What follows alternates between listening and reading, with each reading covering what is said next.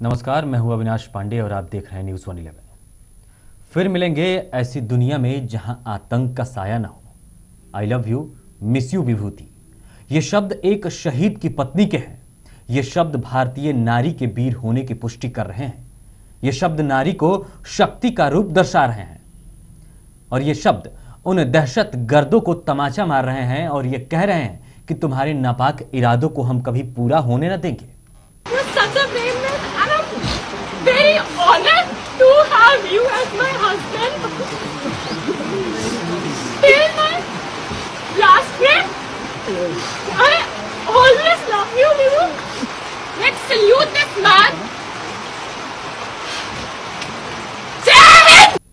पुलवामा में 14 फरवरी को हुए आतंकी हमले के बाद सुरक्षा बलों ने पिंगलीना इलाके में आतंकवादियों के खिलाफ ऑपरेशन चलाया।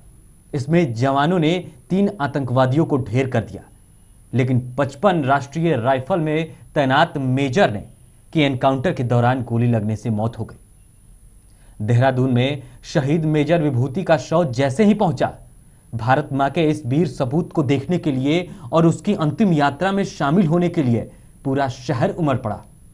सबकी आंखें नम थी और जहन में पाकिस्तान को नेस्तो नाबूद कर देने की सोच।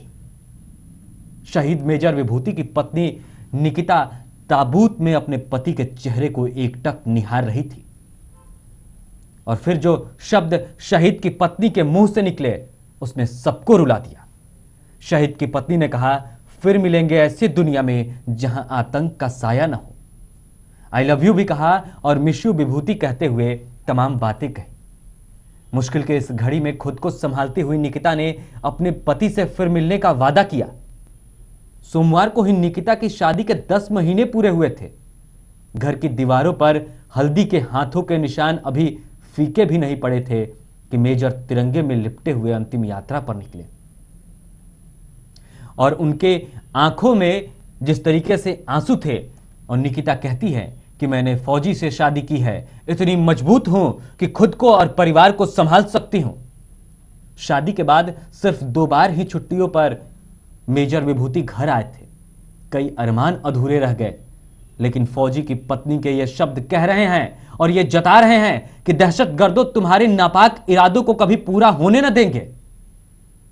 शहीद मेजर विभूति और उनकी पत्नी निकिता को न्यूज़ 111 सलाम करता है। नमस्कार।